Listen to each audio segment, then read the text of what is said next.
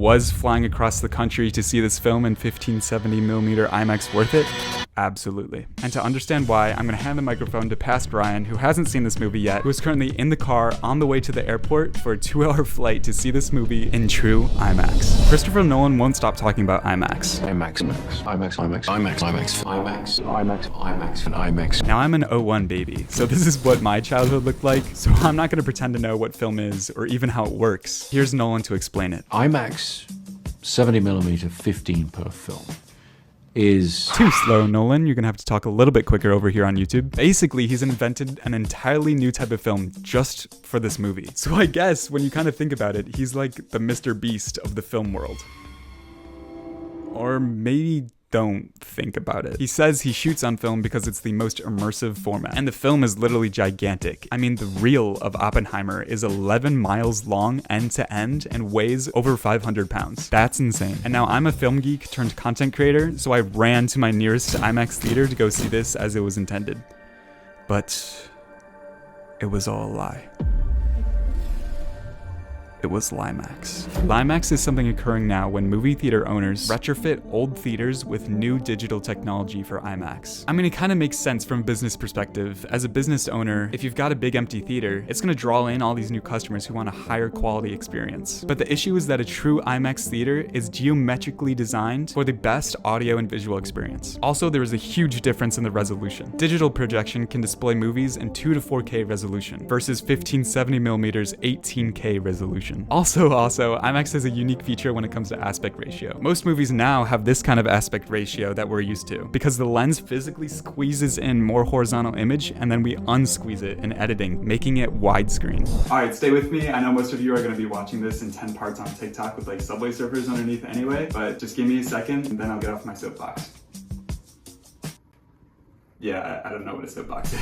So IMAX's unique aspect ratio is called 1.43 to 1, a more square shape image. What this means is that in the theater, the screen will physically expand, get taller for these sequences. But this won't just happen in your regular IMAX neighborhood theater because the screen wasn't designed for that. This only happens in 30 specific certified IMAX theaters in the entire world, and 19 of those are currently operating in the US. And a lot of those are historical museums, but one theater happens to be near where we're headed next.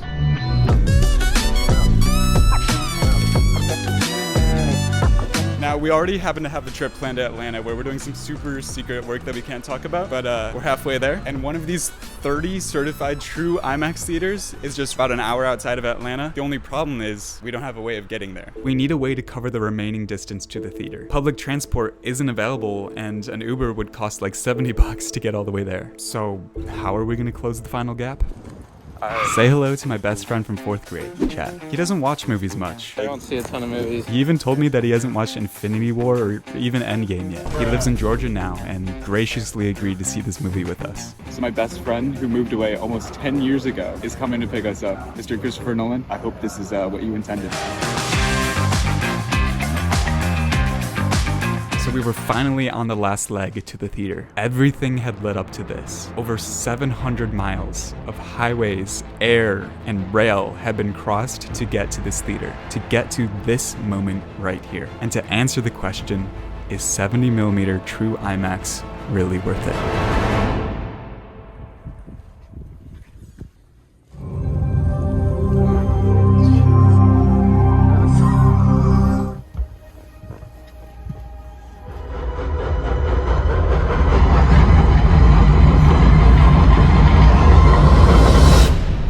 Walked out of Oppenheimer. Have you ever been there? No, never been there. First time. So I was really curious to get his perspective, not only on this movie, but on seeing a 70mm IMAX experience from his perspective. Oppenheimer, amazing movie, really good. Would you say it's worth it over a normal theater? Oh, 100%. What stands out to you about it? The whole room was huge. Yeah. The screen's huge. The sound effects and like the seat really like rumbles. Yeah, it vibrates. It vibrates. It was awesome. I was shocked that it wasn't just me geeking out about how cool this experience was. I mean, even Kate couldn't get over it. It was a lot bigger of a difference than I thought it would be. At the beginning of the movie, there's scenes where it's all these flashes of lights, and in Liemax it kind of just felt like pretty colors and shapes on the screen. On real IMAX though, it was like popping out a lot more. It felt a lot more drawn to it. So yeah, you got to give it a second shot. Don't just watch it once and be frustrated and move on. It's definitely worth it to see it in 70mm. It has been 4 days since I've seen Oppenheimer in 70mm IMAX, and I still can't get the experience out of my head. When I first saw this movie in Liemax, I left the theater disappointed. Bad audio, poor visual quality, terrible seats, not immersive whatsoever, and was packed in so tightly with the people next to me, I was practically rubbing elbows. Honestly, my first opinion of this film when I saw it in Liemax was quite low. But after leaving the 70mm IMAX experience, I mean, not even after leaving, during the experience, I mean, look at this clip. At least 3 times in the first 3 minutes, Kate and I just looked over at each other and our jaws were on the floor. We were both super skeptical going into this experience, but it's clear now why Nolan wants everybody to see the film this way. So to kind of organize my thoughts on Liemax versus true 70mm IMAX, I've kind of broke it up into 4 sections: screen, sound, seats, and overall story. So it's kind of hard to put into perspective just how big this screen is, but I'm gonna give it a shot. The screen I saw this on is 60 feet tall by 82 feet wide. That's the distance of an average bowling lane, 10 refrigerators stacked on top of each other, 6 cars end to end, or 6 stories tall of screen. So yeah, it's big. I mean, when they had those drone shots on screen, it was literally like I was looking out a floor to ceiling window of 6 stories tall and 80 feet wide of these immersive 3D landscapes. It was beautiful. And when those sparks and stars appeared in those first opening minutes, it felt like I was flying through space. I literally got some motion sickness. Not motion sickness, but I felt like I was in motion, literally flying through the stars when I looked at the screen. I've never felt that when watching a movie before. And it's so big that even with the little film impurities of the reel that we watched, it's like you're there. And I know that's what everybody says literally in every interview when they go to see IMAX films, but it's really hard to describe it as anything else unless you've seen it for yourself. You've really just got to experience it to know what it feels like. The sound quality was also very different from our Liemax theater experience. In our Liemax theater, I had a really hard time hearing anything. I mean, it was the Nolan Tenet experience all over again. RDJ and the way he has that mumbling delivery, and Einstein with the thick accent, I was missing every single word. But in the true IMAX theater, it was clear as day. I heard a lot of things better and even picked up on the jokes or the throwaway lines. And I was also able to be immersed in the movie, like truly immersed. Like my local theater has a Dolby theater, which has immersive audio. Like, yeah, I guess, but not like this. And the true IMAX theater, it felt like it was playing tricks on my mind. During the scene where Oppie goes to talk to Einstein at the pond with the ducks in the beginning, I physically turned in my seat to look behind me because I thought someone's like duck quacking ringtone was going off. That's how immersive the speaker setup was, that I thought I heard ducks behind me. And this also happened again during Kitty's testimony scene. There's actually this really interesting audio choice by Nolan where he just puts in the sound of like a bus braking and then driving away. And I'm really not sure why it's there, but it just creates this environment. I mean, you can't even see out the window. I'm sure if you didn't see this in a true IMAX room that you wouldn't have even heard it or picked up on it. And then again, when Oppie gives his winning speech and the crowd is cheering and going crazy, it felt like everybody in the audience was cheering, like I was a part of this massive crowd. It was truly like the movie was coming into the room through the sound, and like the screen was a window at times. Now the seating might be theater specific, but I do have to note how much of a difference it was from my local Liemax theater versus the true IMAX theater. At the Liemax theater that I went to, it was truly like a stadium seat. It was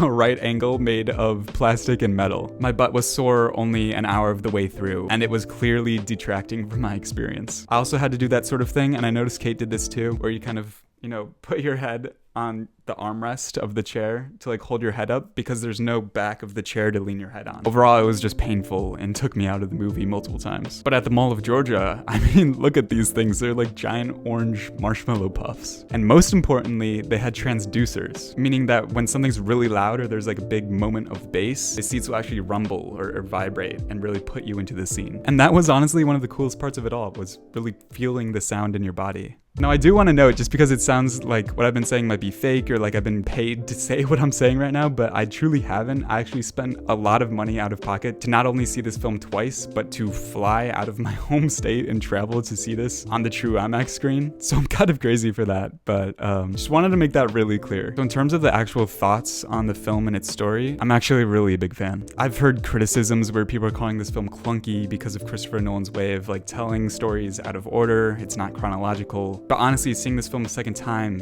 it makes so much sense because there's such an intense emotional impact when you tell things by emotion rather by when they occurred. And it's so much better that way. If we had been shown everything in the order of when it happened, this film wouldn't have hit as hard as it did. If I had to pick a favorite moment or scene from this movie, it would definitely hands down be Oppenheimer's winning speech. And more importantly, the recurring sound of the bleachers during this scene. I don't want to give away too much, so if you haven't seen it yet, skip past this part, but what happens in this scene is something I've quite literally never seen before. It's incredibly powerful, and usually when I'm watching a movie, I can feel myself tearing up and kind of stop myself from crying, but this scene just hits a nerve somewhere, and especially the moment that does it for me is when everyone's cheering and it's amazingly loud, but you kind of feel that something's off. And then the cheers abruptly cut, and it's just that half second of like one woman screaming, and you never see the woman screaming, but it's just like, did that just happen? Like, did I hear that right? I'm getting chills just even thinking about it again. There's just so much creativity and thought that went into that scene that I'm just so glad to have experienced it and like be able to watch it again and again and again. But yeah, overall, seeing this in Liemax and then also in true IMAX kind of made me sad that this sort of true IMAX experience is going away, because it truly is something that I want to see all of my movies in again and again. I literally want to watch all of my movies like this, and I really wish they were building more of these instead of tearing down more and more of them. I feel like we really haven't had innovation at the theaters in a while. I mean, I can do without the 3D or the scratch and sniff or any kind of VR headset experience, but 70mm IMAX is something that I would want to see more of, and even the future iterations of what this would look like. And it truly is a reason that would differentiate the home phone streaming experience versus the theater experience. Because you can't just put a 70mm IMAX theater in your house.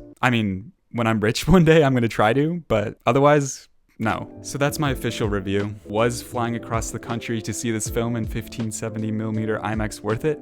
Absolutely.